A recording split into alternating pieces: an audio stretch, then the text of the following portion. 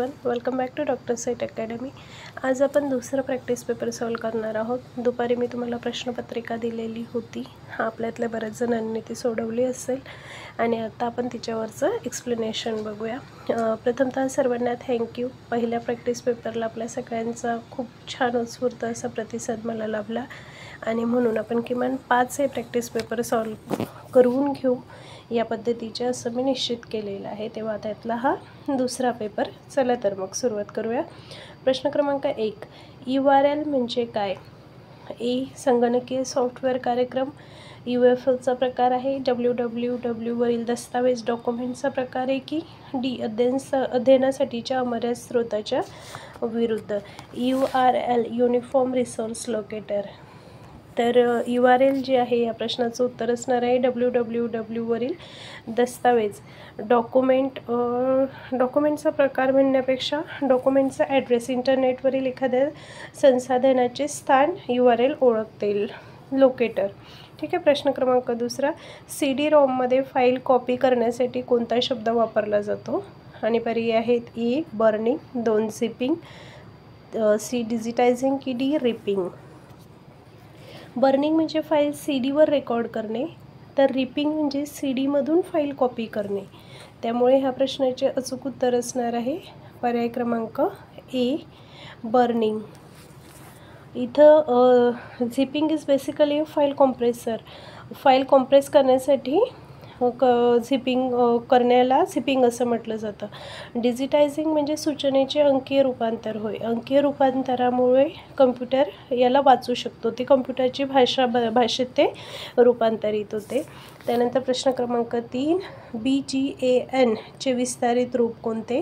पर्याय आहेत A, basic global area network, B, broadband general area network, C, broadband global area network की D, broadband global advance network. आणि या प्रश्नाचे अचूक उत्तर आहे पर्याय क्रमांक C, broadband global area network. हे ब्रॉडबँड इंटरनेट ॲक्सेस आणि टेलिफोन कम्युनिकेशन प्रदान करतं। सामान्यतः दुर्गम भागात किंवा मोबाईल कनेक्टिव्हिटीसाठी हे वापरले जाते। प्रश्न क्रमांक 4, डिलीट केलेली फाईल रिसायकल बिनमध्ये किती दिवस राहते? लगेच डिलीट होते, आठवडाभर राहते, 15 दिवस की 30 दिवस? आणि या प्रश्नाचं अचूक उत्तर आहे 30 दिवस। आपण जर एखादी फाईल आपल्या डिव्हाइसमधून डिलीट केली तरी ती रिसायकल बिनमध्ये पुढचे 30 दिवस राहते आणि तिथून ती आपण परत घेऊ शकतो आपल्याला हवी असेल तर, परंतु 30 दिवस जर आपण ती परत घेतली नाही तर ती परमनंट डिलीट होते। प्रश्न क्रमांक 5, संगणक वापरकर्त्यांना ईमेलच्या माध्यमातून संदेश पाठवण्यासाठीच्या संगणक कार्यक्रमास काय म्हणतात? आणि पर्याय आहेत ए, BCC&CC, बी, FTP, सी, MIME की डी, SMTP? आणि या प्रश्नाचं अचूक उत्तर असणार आहे पर्याय क्रमांक D, SMTP, simple mail transfer protocol. SMTP हे संगणक वापरकर्त्यांना ईमेलच्या माध्यमातून संदेश पाठवण्यासाठीच्या संगणक कार्यक्रमाचे नाव आहे। मग आता BCC&CC म्हणजे काय? तर BCC म्हणजे ब्लाइंड कार्बन कॉपी आणि CC म्हणजे कार्बन कॉपी। हे मेलचेच प्रकार असतात। BCCमध्ये मेल कुणाकुणाला प्राप्त झालं आहे, कुणाकुणाला दिला गेला आहे, हे एकाच वेळी जर अनेकांना मेल दिला गेलेला असेल ऑफिसमधला एक सेम मेल, तर तो कुणाकुणाला दिला आहे हे इतरांना कळत नाही। परंतु कार्बन कॉपी CCमध्ये एकाच वेळी ह्या प्रकारचा हा मेल कुणाकुणाला दिला आहे ते सर्वांना दृश्यमान असतात। त्यानंतर FTP म्हणजे फाईल ट्रान्सफर प्रोटोकॉल आणि MIME multipurpose internet mail extensions असं याला म्हटलं जातं। त्यानंतर प्रश्न क्रमांक 6 ते 10 जे आहेत हे उतार्यावर आधारित प्रश्न आहेत आणि उतार्यावर आधारित प्रश्नांसाठी अगोदरच आपल्याला प्रश्नपत्रिका उपलब्ध झालेलीच असेल, त्यावरून आपण ह्या प्रश्नांची उत्तरं घेऊ शकतो। मी आता फक्त प्रश्नांची उत्तरांना टिक करून देणार आहे, कारण मग उतारा पण संपूर्ण घ्यायचा म्हटलं की आपल्याला यासाठी प्रश्नपत्रिका सोडवण्यासाठी थोडा जास्तीचा मोठा असा हा व्हिडिओ बनेल। जे ग्रुपला नाही आहेत प्रश्नपत्रिका, ज्यांना उपलब्ध नाही, त्यांनी आता या उतार्याचा स्क्रीनशॉट घेऊ शकतात आणि नंतर मग सवडीने त्यावरील प्रश्नांची उत्तरं आपण सोडवू शकतो। उतार्यावरचा प्रश्न क्रमांक 6 आहे, 1857च्या उठावाबाबत देशी इतिहासकारांचे मत कोणते? आणि या प्रश्नाचं उत्तर आहे पर्याय क्रमांक सी देशी इतिहासकार या घटनेचे अवमूल्यन करतात. त्यानंतर 7वा प्रश्न आहे, 1857च्या उठावाला मराठी जनतेची साथ नव्हती. रामोशी, मांग, बेरड यांनी स्वबळावर ब्रिटिश सत्तेशी झुंज दिली. हे विधान पूर्वार्ध बरोबर परंतु उत्तरार्ध चूक आहे. 8वा प्रश्न, 1857च्या उठावात महाराष्ट्रातून प्रामुख्याने उच्च जातींनी सहभाग घेतला कारण त्या आपल्या हक्काबाबत जागरूक आहेत. हे विधान पूर्णतः चूक आहे. प्रश्न क्रमांक 9, इंग्रजांनी बेळगावजवळील बेरडांवर बेसावधपणे हल्ला करून 150 बेरडांना ठार केले कारण बेरडांनी 1857च्या उठावात सहभाग घेतला. आणि प्रश्न क्रमांक 10, यावरील उत्तरासाठी सुयोग्य शीर्षक कोणते?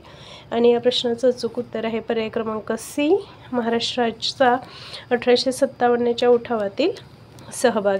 इथपर्यंत हे उतार्यावर आधारित प्रश्न होते. आता पुढचा प्रश्न बघूया. व्यवहारवादाबाबत उच्च शिक्षणाविषयीचे प्रश्न दिसत आहेत. व्यवहारवादाबाबत असत्य विधान कोणते? आणि पर्याय आहे ए, याचा मुख्य प्रवर्तक जॉन डुई आहे.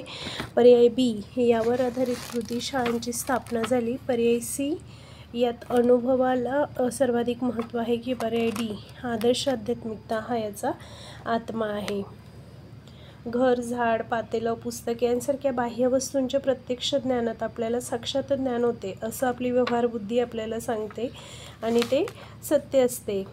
त्याच्यामुळे यालाच व्यवहारवाद म्हणतात. आणि व्यवहारवादाबाबतचं असत्य विधान आपल्याला विचारलेलं आहे ते आहे आदर्श आध्यात्मिकता हा याचा आत्मा आहे. व्यवहारवादात आदर्शत्वाला फारसं स्थान दिलं जात नाही. त्यामुळे पर्याय क्रमांक डी हे या प्रश्नाचे अचूक उत्तर येईल. त्यानंतर प्रश्न क्रमांक 12, पूर्णाकडून भागाकडे, फ्रॉम होल टू पार्ट्स या अध्यापन सूत्राबाबत अयोग्य विधान कोणते?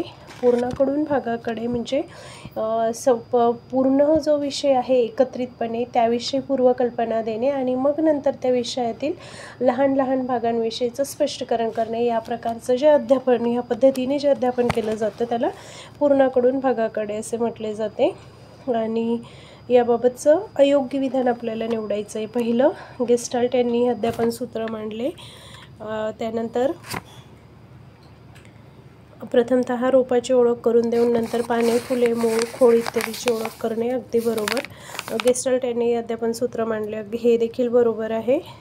त्यानंतर याच्यातच गेस्टाल्ट यांच्यासोबतच जॉन डुई यांचे देखील नाव इथं घेतले जाते. त्याच्यानंतर अरबी समुद्राची ओळख करून देऊन जगातील महासागरांविषयी माहिती देणे हे या बाबतीत चुकीचे आहे. पर्याय क्रमांक सी या प्रश्नाचं उत्तर येईल. शिक्षणाच्या आरंभ स्तरावर ही पद्धती अवलंबणे अधिक परिणामकारक ठरेल. अगदी बरोबर, प्राथमिक स्तरावर ही पद्धती परिणामकारक ठरते. प्रश्न क्रमांक 13, शिक्षकासाठी सर्वात सोपी अध्यापन पद्धती कोणती? प्रकल्प पद्धती, व्याख्यान पद्धती, ग्रंथालय पद्धती की प्रश्नोत्तर पद्धती? यामध्ये ऑब्व्हियसली या प्रश्नाचं उत्तर असणार आहे पर्याय क्रमांक बी, व्याख्यान पद्धती. प्रकल्प पद्धती ही खूप वेळखाऊ असते, अनेक संसाधने यासाठी लागत असतात. त्यानंतर ग्रंथालय पद्धतीमध्ये देखील विद्यार्थ्यांना स्वतःच ग्रंथालयातील पुस्तकांचे वाचन करून आपल्या प्रश्नांची उत्तरं सोडवणे ही अपेक्षित असते. त्यामुळे या पद्धतीसाठी देखील शिक्षकांना अधिकचा वेळ आणि कुशलता देखील आवश्यक असते. प्रश्नोत्तर पद्धतीमध्ये देखील शिक्षकाला अधिकचा वेळ, त्यासमवेतच अधिकचा अभ्यास देखील आवश्यक असतो. कारण विद्यार्थी कोणत्या प्रकारचा प्रश्न त्यावर आधारित विचारतील आणि कशा पद्धतीने विचारतील हे निश्चित नसते. त्यामुळे शिक्षकासाठी जर सगळ्यात सोपी पद्धत असेल तर ती आहे व्याख्यान पद्धती आणि त्यावर भर दिला जातो. मूल्यमापनामुळे पुढचा प्रश्न घेतो आपण, प्रश्न क्रमांक 14. मूल्यमापनामुळे विद्यार्थ्यांची सामर्थ्यस्थळे आणि दुर्बलता लक्षात येते. विद्यार्थी हिताची योजना राबवण्यास दिशा प्राप्त होते. सी, पालकांना पाल्याच्या प्रगतीबाबत माहिती मिळते की डी, वरील सर्व? अगदी बरोबर, मूल्यमापनामुळे हे सगळे उद्देश साध्य होतात. त्याच्यामुळे पर्याय क्रमांक डी, वरील सर्व हे याचे उत्तर आहे. पुढचा प्रश्न, स्वयंमंच मानव संसाधन विकास मंत्रालयाने मायक्रोसॉफ्टच्या मदतीने विकसित केला. हो. 9वीपासून पदव्युत्तर शिक्षणापर्यंतच्या अभ्यासक्रमांचा यात समावेश आहे. अगदी बरोबर. आणि सर्व भारतीय नागरिकांसाठी निःशुल्क आहे.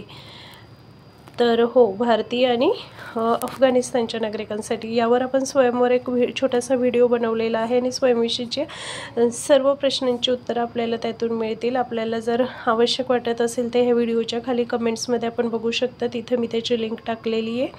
तर या प्रश्नाचं अचूक उत्तर असणार आहे पर्याय क्रमांक डी, वरील सर्व. तर स्वयं प्लॅटफॉर्म हा मानव संसाधन विकास मंत्रालय आणि AICTE यांनी बनवलेला आहे, परंतु त्यासाठी मायक्रोसॉफ्टची त्यांनी मदत घेतलेली आहे. त्यामुळे वरील सर्व जी विधानं आहेत ती अगदी स्वयंविषयी बरोबर आहेत. प्रश्न क्रमांक 16, ज्ञानप्राप्तीचे मुख्य मार्ग कोणते? तर्कवाद, अनुभववाद, दोन्ही चूक की दोन्ही अचूक? आणि अगदी बरोबर प्रश्न पर्याय क्रमांक डी हे या प्रश्नाचं अचूक उत्तर आहे. ज्ञानप्राप्तीचे मुख्य मार्ग तर्कवाद आणि अनुभववाद हे दोन्ही देखील आहेत. सर्व गायी दूध देतात, ही एक गाय आहे, यावरून ही दूध देईल हा निष्कर्ष निघतो, हे उदाहरण आहे. आगमनात्मक तर्क, निगमनात्मक, डिडक्टिव्ह, मिश्रित की वरीलपैकी नाही? आणि या प्रश्नाचं अचूक उत्तर असणार आहे पर्याय क्रमांक बी, निगमनात्मक तर्क. ज्यामध्ये सामान्याकडून विशिष्टाकडे असं देखील याला ह्या सूत्राला म्हटलं जातं. सामान्य गोष्टींचा विचार करून त्यावरून एक विशिष्ट असा नियम बनवला जातो, त्याला म्हणतात निगमनात्मक.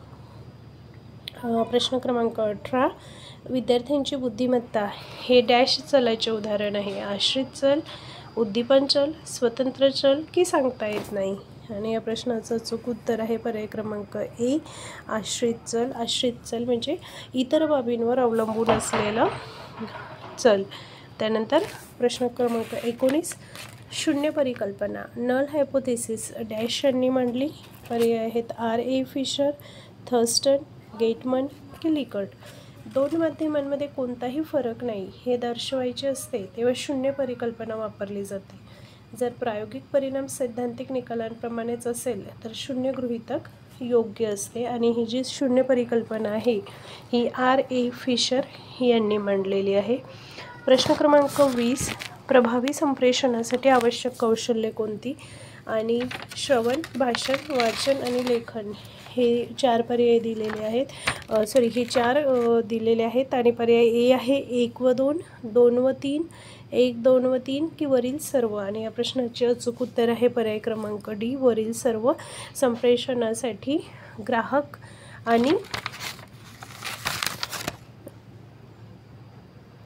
प्रेषक या दोहोंना देखील श्रवण, भाषण, वाचन व लेखन ही 4ही कौशल्ये अवगत असावी लागतात. प्रश्न क्रमांक 20, संशोधनात ज्ञादर्श निवडीपेक्षा जनगणना पद्धतीला महत्त्व दिले जाते किंवा ज्यावेळी साधारणपणे ज्ञादर्श निवडण्याऐवजी जनगणना म्हणजे संपूर्णच समूह ज्यावेळी घेता येऊ शकत असतो, संशोधकाला असं वाटत असतं की जेवढ्या ज्या घटकांसाठी संशोधन करायचं आहे ते कमी प्रमाणात आहेत, त्यावेळी या प्रकाराला महत्त्व दिलं जातं म्हणजे जनगणना पद्धतीला महत्त्व दिले जाते. पर्याय बघू, ए संशोधन सीमित समूहासाठी असेल, अगदी बरोबर. संशोधन जाती आधारित असेल, नाही. संशोधनाच्या निष्कर्षांचे सामान्यीकरण करायचे असेल की डी संशोधन ऐतिहासिक असेल? तर या प्रश्नाचं आपलं उत्तर आहे संशोधन सीमित समूहासाठी असेल. प्रश्न क्रमांक 22, खालीलपैकी कोणते संप्रेषणातील समरूपतेचे उदाहरण आहे? एक, गणितात प्रथम श्रेणी असलेल्या विद्यार्थ्यांची चर्चा, भाषेत प्रथम श्रेणी व गणितात प्रथम श्रेणी असलेल्या विद्यार्थ्यांची आपसातील चर्चा, एकाच वर्गातील सर्व विद्यार्थ्यांची आपसातील चर्चा की शिक्षकाने विद्यार्थ्यांची चर्चा? जर आपण आपल्या संप्रेषणावर बनवलेला व्हिडिओ पाहिला असेल तर नक्कीच समरूपतेविषयीच्या या प्रश्नाचं उत्तर आपल्याला देता येईल आणि अगदी बरोबर या प्रश्नाचं अचूक उत्तर असणार आहे पर्याय क्रमांक ए. संप्रेषणातील समरूपता म्हणजे दोन सारख्या हुद्द्यावर असलेल्या व्यक्तींमधील चर्चा किंवा काहीतरी त्यांच्यामध्ये साम्य असलेल्या व्यक्तींमधील चर्चा म्हणजे समरूपता होय. नेत्रसंपर्क, आवाजातील चढ उतार यांचा डॅशमध्ये समावेश होतो. शाब्दिक संप्रेषण, अशाब्दिक संप्रेषण, लिखित संप्रेषण नक्की सांगता येत नाही. आणि पर्याय बी अशाब्दिक संप्रेषण हे याचे अचूक उत्तर आहे. एक महिला कुटुंबात माझी नेहमी मवाळ भूमिका असते असे म्हणते, परंतु ती हे नेहमी तारस्वरात सांगते व इतरांनी ते स्वीकारावे यासाठी आग्रही असते. हे डॅशचे उदाहरण होय. पॅरालिंग्विस्टिक, प्रॉक्सेमिक्स, हॅप्टिक्स की ऑब्जेक्टिक्स. परत एकदा सांगते, संप्रेषणाच्या व्हिडिओची लिंक मी कमेंटमध्ये खाली टाकते. एकदा निश्चित बघा, छोटासा व्हिडिओ आहे आणि त्याच्यात ह्या सगळ्या प्रकारांचं विश्लेषण केलेलं आहे. आत्ता या प्रश्नाचं उत्तर आपण घेऊ. पर्याय क्रमांक ए पॅरालिंग्विस्टिक हे या प्रश्नाचं उत्तर येईल. ग्रेपवाईन संप्रेषण हे डॅश प्रकारचे संप्रेषण आहे आणि त्याचं उत्तर आहे पर्याय बी अनौपचारिक संप्रेषण. कालच्या प्रश्नपत्रिकेमध्ये औपचारिक संप्रेषणाचं उदाहरण आपण पाहिलं होतं, स्केलर ट्रेन, आणि ह्या प्रश्नपत्रिकेत आहे अनौपचारिक संप्रेषण ग्रेपवाईन. प्रश्न क्रमांक 26, परिस्थितिकीमध्ये कोणत्या घटकांचा समावेश होतो? जीवजंतू, लोकसंख्या, समुदाय की वरील सर्व? आणि अगदी बरोबर, पर्याय क्रमांक डी वरील सर्व हे या प्रश्नाचे अचूक उत्तर आहे. बायो मुख्यतः डॅश घटकांचे बनलेले असते? जैविक, अजैविक, जनसंख्या की समुदाय? तर बायो हे जैविक आणि अजैविक घटकांचे बनलेले असते खरं तर. त्यामुळे हा प्रश्न थोडा गोंधळाचा आहे. मुख्यतः म्हटलेलं आहे. तर बायोमध्ये साधारणपणे पर्यावरण, वातावरण, तसंच वनस्पती, प्राणी, सूक्ष्मजीव, जंगल या सगळ्यांचा समावेश होत असतो. त्याच्यामुळे हा प्रश्न थोडासा काहीतरी चुकलेला आहे, त्याला आपण राहू देऊया. प्रश्न क्रमांक 28, 18व्या शतकात लोकसंख्येचे सिद्धांत या विषयावर कुणी निबंध लिहिला? आणि याचं उत्तर आहे पर्याय बी थॉमस माल्थस. थॉमस माल्थस यांनी 18व्या शतकात लोकसंख्येचे सिद्धांत हा निबंध लिहिला होता आणि त्यांनी लोकसंख्याविषयी असा सिद्धांत मांडला होता की लोकसंख्येची वाढ होते. लोकसंख्येचा जो आलेख असतो तर तो साधारण घंटाकार असा आलेख असतो, म्हणजे लोकसंख्येची मोठी वाढ होत जाते आणि नंतर दुष्काळ, भूकंप, वादळ अशा कुठल्या ना कुठल्या नैसर्गिक कारणामुळे लोकसंख्येमध्ये अचानक मोठी घट होते. तर हा सिद्धांत 18व्या शतकामध्ये थॉमस माल्थस यांनी मांडला होता. Father Thomas Malthus, he was father Thomas Malthus. त्यानंतर प्रश्न क्रमांक 29, डॅशला ऑक्सिडायझिंग स्मॉग असेही म्हणतात? ए लॉस एंजलिस स्मॉग, बी London smog, C Delhi smog की डी यापैकी नाही? सल्फरयुक्त धुक्याला लंडन धुके म्हणतात किंवा लंडन स्मॉग असे म्हणतात. फोटोकेमिकल धुक्याला लॉस एंजलिस स्मॉग असे म्हणतात. फोटोकेमिकल स्मॉग म्हणजेच ऑक्सिडायझिंग स्मॉग, म्हणून ऑक्सिडायझिंग स्मॉगला लॉस एंजलिस स्मॉग असेही म्हणतात. इथं प्रश्न असा देखील येऊ शकतो की फोटोकेमिकल स्मॉग कोणत्या स्मॉगला म्हणतात? तर ते देखील लॉस एंजलिस स्मॉग आहे आणि सल्फरयुक्त स्मॉग म्हणजे लंडन स्मॉग. त्यानंतर प्रश्न क्रमांक 30, जीवाश्म इंधनाच्या ज्वलनाने CO2चे उत्सर्जन कोणत्या क्षेत्रात सर्वाधिक होते? आणि पर्याय आहे ए भारत, बी चीन, सी रशिया की डी उत्तर अमेरिका? तर CO2चे सर्वाधिक उत्सर्जन चीन करते, परंतु जीवाश्म इंधनाच्या ज्वलनाने CO2चे उत्सर्जन उत्तर अमेरिकेत सर्वाधिक होते. पर्याय क्रमांक डी हे या प्रश्नाचे उत्तर आहे. प्रश्न क्रमांक 31, भारतीय संविधानाबाबत खालील विधाने अभ्यासा. 1, भारतीय संविधानात 100हून अधिक वेळा घटना दुरुस्ती करण्यात आलेली आहे. अगदी बरोबर. भारतीय संविधानात अनेक चुका असल्यामुळे असे करावे लागले नाही, त्यामुळे केवळ विधान क्रमांक 1 हे सत्य आहे आणि म्हणून पर्याय सी केवळ विधान 1 सत्य हे या प्रश्नाचे अचूक. येथे संविधानात दुरुस्ती हा शब्द, घटना दुरुस्ती हा शब्द न वापरता संविधानात संशोधन असा शब्द यामुळेच वापरला जात आहे की ते जे आहे तर संविधानात चुका होत्या म्हणून दुरुस्त्या कराव्या लागत नाही आहे, तर काळानुरूप काही बदल होतात किंवा त्याच्यात संविधानातील तरतुदींमध्ये राहून गेलेल्या काही कमतरता काळानुरूप लक्षात येतात, त्याच्यातील खाचाखोचा काळानुरूप लक्षात येतात आणि म्हणूनही छोटे छोटे काही बदल करणं किंवा काही वेळेला मोठे बदल करणं, काही नव्याने ॲड करणं हे देखील त्यात आवश्यक असते. म्हणून संविधानात चुका असल्यामुळे दुरुस्ती करावी लागते हे विधान अगदी चुकीचे आहे. कालची प्रश्नपत्रिका सोडवत असताना आपण संविधानाबाबत देखील एक प्रश्न होता, तर ते कोणत्या घटना दुरुस्तीने मूलभूत कर्तव्ये त्या घटनेमध्ये टाकण्यात आली त्याविषयीचा प्रश्न होता आणि त्याचं अचूक उत्तर आहे 42वी घटना दुरुस्ती. प्रश्न क्रमांक 32. उच्च शिक्षणात NAACचे पूर्ण रूप खालीलपैकी काय आहे? आणि पर्याय आहेत national assessment and accreditation council, national accuracy and accreditation check, national accuracy and accreditation council, numerical assessment and accreditation council आणि पर्याय क्रमांक A national assessment and accreditation council हे या प्रश्नाचं अचूक उत्तर आहे. प्रश्न क्रमांक 33.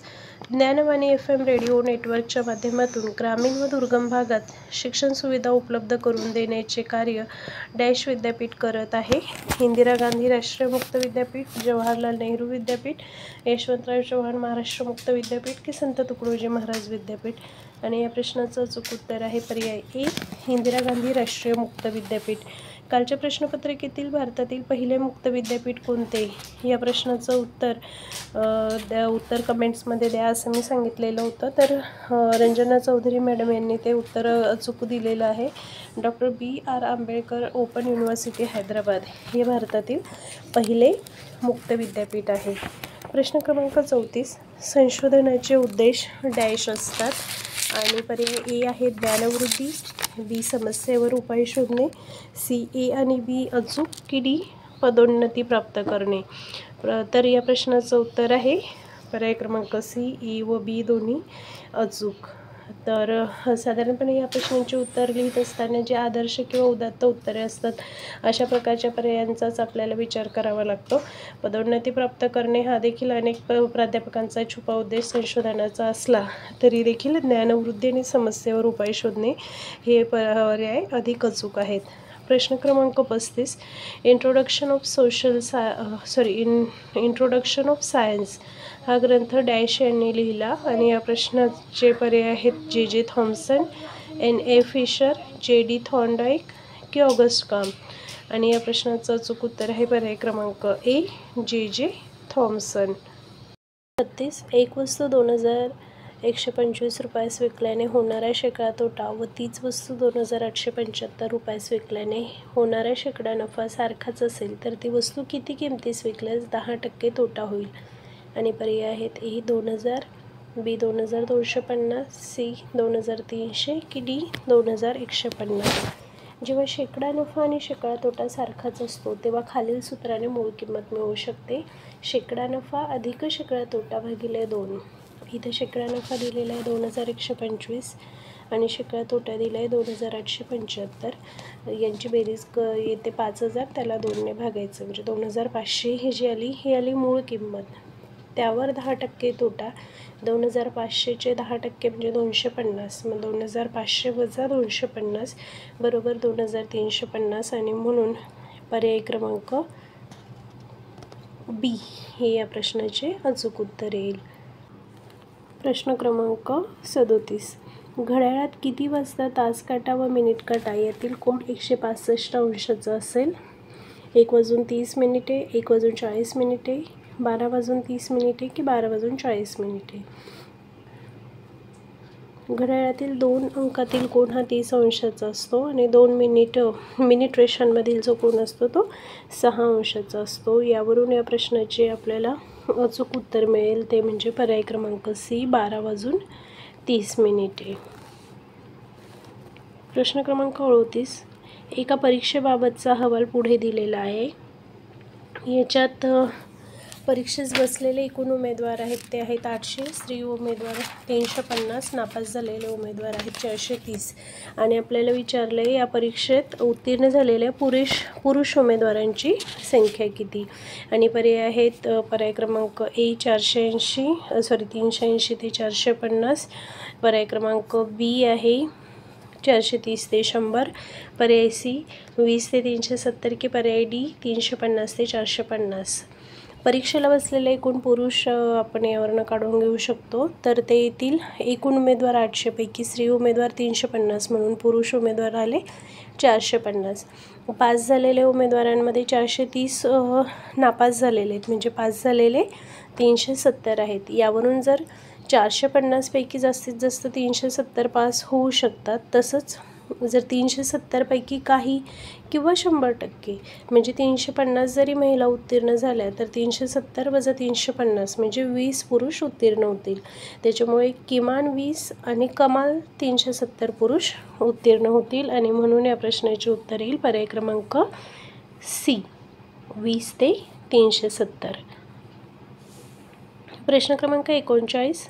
26 जानेवारी 1998 रोजी सोमवार असल्यास त्याच वर्षाचा बालदिवस कोणत्या वारी येईल? पर्याय आहेत सोमवार, बुधवार, शुक्रवार की शनिवार. बालदिवस येतो 14 नोव्हेंबरला. त्यामुळे 26 जानेवारीपासून नोव्हेंबरपर्यंतचे दिवस जर आपण काउंट केले तर 26 जानेवारीनंतर जानेवारीमधले 31 तारखेपर्यंतचे म्हणजे 5 दिवस. फेब्रुवारी 28 दिवसाचा, कारण 1998 हे लीप वर्ष नाही आहे. मार्चचे 31 दिवस, एप्रिलचे 30, मे 31, जून 30, जुलै ऑगस्ट 31, सप्टेंबरचे 30, ऑक्टोबरचे 31 आणि 14 नोव्हेंबरपर्यंत म्हणजे नोव्हेंबरचे 14 दिवस असे एकूण 292 दिवस होतात. त्याला आठवड्यातील वारांच्या संख्येने म्हणजे 7ने भाग दिला तर 41 आठवडे आणि वर 5 दिवस उरतात. तर हे 5 दिवस आपण सोमवार नंतर येणारा पुढचा वार म्हणजे मंगळवार, बुधवार, गुरुवार, शुक्रवार, शनिवार या पद्धतीने मोजले असता पर्याय क्रमांक डी, शनिवार हे या प्रश्नाचे अचूक उत्तर येईल. प्रश्न क्रमांक 40. एका 3 अंकी संख्येच्या अंकांची बेरीज 14 असून अंकांचा गुणाकार 0 आहे. खालीलपैकी कोणते विधान असत्य आहे? ए, या संख्येत 7ने भाग जातो. बी, एकतरी ही संख्या विषम असेल किंवा तिला 11ने भाग जातो. सी, या संख्येत 7ने भाग जातो आणि 21ने देखील भाग जातो. की डी, या संख्येस एकतर 101ने भाग जातो किंवा 10ने भाग जात असेल. 3 अंकांची बेरीज 14 आणि गुणाकार 0 आहे म्हणजे 3 पैकी 1 अंक 0 आहे. इतर 2 अंकांची बेरीज 14 येईल म्हणून ते अंक 7 आणि 7 किंवा 9 आणि 5 असू शकतात. यावरून ती संख्या 707, 770, 905, 590, 950 ही असू शकते. परंतु इथं केवळ 707 वा 770 या संख्यांचाच विचार केल्याचे निदर्शनास येते. यावरून पर्याय क्रमांक 1, या संख्येत 7ने भाग जातो हा बरोबर आहे. पर्याय क्रमांक बी, एकतरी संख्या विषम असेल म्हणजे 707 असली तर विषम आणि 770 असली तर तिला 11ने भाग जाईल हा पर्याय देखील बरोबर आहे. परंतु या संख्येत 7ने भाग जातो आणि 21ने भाग जातो हा पर्याय चुकीचा आहे. या संख्येला 7ने भाग जातो परंतु 21ने जात नाही. प्रश्न क्रमांक 41 ते 45 हे आलेखावर आधारित प्रश्न आहेत आणि आलेखाचं निरीक्षण करून आपल्याला ह्या प्रश्नांची उत्तरे द्यावयाची आहेत. प्रश्न क्रमांक 41 आहे, बी आणि डी या राज्यातील अनुक्रमे मुलींचे व मुलांचे प्रमाण यांचे गुणोत्तर किती? पर्याय आहेत 7:9, 9:7, 4:5 की 2:3. बी राज्यातील मुली आणि डी राज्यातील मुले. बी राज्यातील मुली आहेत 70, डी राज्यातील मुले 90 म्हणजे 7:9. पर्याय क्रमांक ए हे या प्रश्नाचे अचूक उत्तर येईल. त्यानंतर प्रश्न क्रमांक 42. सी राज्यातील एकूण विद्यार्थ्यांचे प्रमाण ई राज्याच्या किती टक्के आहे? सी राज्यातील एकूण विद्यार्थी म्हणजे मुले अधिक मुली आणि ई राज्यातील विद्यार्थी म्हणजे मुली अधिक मुले. तर हे टक्केवारी काढायची म्हणून आपण त्याला 100ने गुणणार. सी राज्यातील मुली आहेत 90 अधिक मुले 107 म्हणजे 197 आणि ई राज्यातील मुली 70 अधिक मुले 90 म्हणजे 160. याला 100ने गुणलं असता उत्तर येते 123.12% म्हणून पर्याय क्रमांक बी 123% हे या प्रश्नाचे अचूक उत्तर येईल. त्यानंतर प्रश्न क्रमांक 43. सर्व राज्यातील मुलांचे शिक्षण घेण्याचे प्रमाण मुलींपेक्षा किती टक्के कमी वा जास्त आहे? आणि पर्याय आहेत 12% कमी, 15% जास्त, 18% जास्त की 20% जास्त. सर्व राज्यातील मुले भागिले सर्व राज्यातील मुली याला 100ने गुणूया आपण म्हणजे आपल्याला ही टक्केवारी काढता येईल. तर सर्व राज्यातील मुलांची बेरीज येते 524 आणि मुलींची 444 गुणिले 100 बरोबर 118. 118 म्हणजे 100पेक्षा 18ने जास्त म्हणून पर्याय क्रमांक सी हे या प्रश्नाचे अचूक उत्तर येईल. त्यानंतर प्रश्न क्रमांक 44, ए राज्यातील मुलांचे प्रमाण एफ राज्यातील मुलींच्या प्रमाणाचे किती टक्के आहे? आणि पर्याय आहेत ए 165%, बी 154%, सी 54% की डी 65%. ए राज्यातील मुलांचे प्रमाण आहे 100 आणि एफ राज्यातील मुलींचे प्रमाण आहे 65. म्हणून 100 भागिले 65 गुणिले 100 बरोबर 153.84 म्हणजेच 154% आणि म्हणून पर्याय क्रमांक बी हे या प्रश्नाचे अचूक उत्तर येईल. त्यानंतर प्रश्न क्रमांक 45, सर्व राज्यातील मुलींचे सरासरी प्रमाण किती? सर्व राज्यातील मुलींच्या संख्येची बेरीज आणि त्याला सर्व राज्यांच्या संख्येने भाग दिला असता सरासरी प्रमाण निघेल. एकूण राज्य आहेत 6, म्हणून या राज्यातील मुलींची बेरीज 69 अधिक 70 अधिक 90 अधिक 80 अधिक 70 अधिक 65 भागिले 6, म्हणून 444 भागिले 6 बरोबर 74 आणि पर्याय सी हे या प्रश्नाचे अचूक उत्तर येईल. प्रश्न क्रमांक 46, खालीलपैकी कोणते गृहीतक दिलेल्या विधानात अनुस्यूत आहे ते ठरवा. योग्य उत्तराचा पर्याय निवडा. विधान आहे चालत्या बसमध्ये खिडकीतून हात बाहेर काढणे व डोकावणे धोक्याचे आहे. आणि गृहीतक आहे चालत्या बसमधून लोक खिडकीतून हात बाहेर काढतात व डोकावतात. 2 अशा सूचनांकडे लोक लक्ष देत नाहीत. यामध्ये आपल्याला पर्याय दिलेले आहेत. फक्त पहिले गृहीतक सूचित होते, फक्त दुसरे गृहीतक सूचित होते, दोन्ही गृहीतक सूचित होतात, दोन्ही गृहीतक सूचित होत नाही. आणि आपल्या या विधानाला लक्षपूर्वक आपण वाचन केले असता आपल्या लक्षात येते की फक्त पहिले गृहीतक यातून सूचित होते, म्हणून पर्याय क्रमांक ए हे या प्रश्नाचे अचूक उत्तर येईल. प्रश्न क्रमांक 47, खालील विधानांपैकी कारण परिणाम ठरवा आणि योग्य उत्तराचा पर्याय निवडा. 1 मुख्यमंत्र्यांनी दुष्काळग्रस्त प्रदेशाचा दौरा करून नुकसानीची पाहणी केली. आणि 2 राज्य शासनाने दुष्काळग्रस्तांसाठी मदतीची घोषणा केली. पर्याय ए विधान 2 कारण असून विधान 1 परिणाम आहे.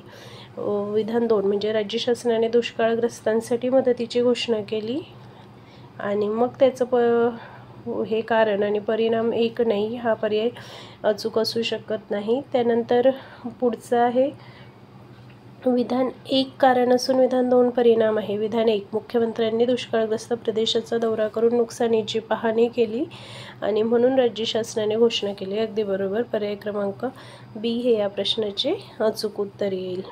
त्यानंतर आता एक आकृती आपल्याला दिलेली आहे आणि या आकृतीतील वर्तुळातील अंक जे आहेत हे वर्तुळ यातील अंक जे आहेत तर हे आपल्याला गायक असल्याचे दाखवतात.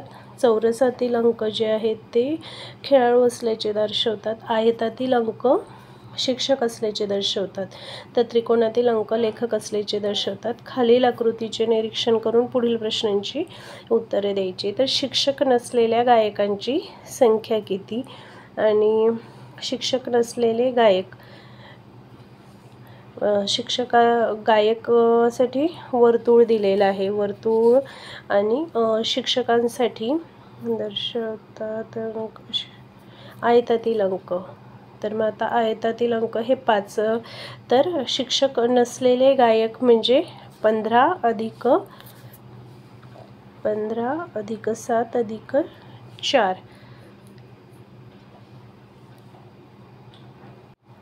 इथं आयतातील अंक आपल्याला घ्यायचे नाही आहेत आणि चौरसातील आपण घेऊ शकतो. म्हणजे 15 अधिक 7 अधिक 5 म्हणजे 15 आणि 5 20 अधिक 7 27 आणि म्हणून पर्याय क्रमांक बी हे या प्रश्नाचे अचूक उत्तर येईल. त्यानंतर प्रश्न क्रमांक 19, या प्रश्नात गायक, खेळाडू आणि लेखक असलेल्यांची संख्या आपल्याला विचारलेली आहे. आणि गायक, खेळाडू आणि लेखक असलेले हे एकत्र तिघं वर्तुळ, चौरस आणि त्रिकोणातील अंक हा आहे 4 आणि म्हणून पर्याय क्रमांक सी 4 हे या प्रश्नाचे अचूक उत्तर येईल. प्रश्न क्रमांक 50, शेवटचा प्रश्न. खालीलपैकी 2 विधाने एकमेकांशी विसंगत आहेत हे दर्शवणारा योग्य पर्याय निवडा. काही लेखक हे तत्ववेत्ते असतात, एकही तत्ववेत्ता लेखक नसतो. पर्याय क्रमांक तिसरं विधान आहे, काही लेखक हे तत्ववेत्ते नसतात आणि सर्व लेखक हे तत्ववेत्ते असतात. तर पर्याय क्रमांक सी 3 आणि 4 हे या प्रश्नाचे अचूक उत्तर येईल. 3 काही लेखक हे तत्ववेत्ते नसतात आणि सर्व लेखक हे तत्ववेत्ते असतात. हे एकमेकांना विसंगत असलेली विधाने आहेत. आपण काल मिळालेला पेपर सोडवलाच असेल. यावरून किती स्कोअर झाला नक्की चेक करा आणि मला देखील कळवा. प्रश्नांचा सराव करत राहा. परीक्षा जवळ आलेली आहे. व्हिडिओ आवडला असेल, उपयुक्त वाटला असेल तर लाईक आणि शेअर करा. चॅनलवर नवीन असेल तर कृपया चॅनलला सबस्क्राईब करा. थँक्यू.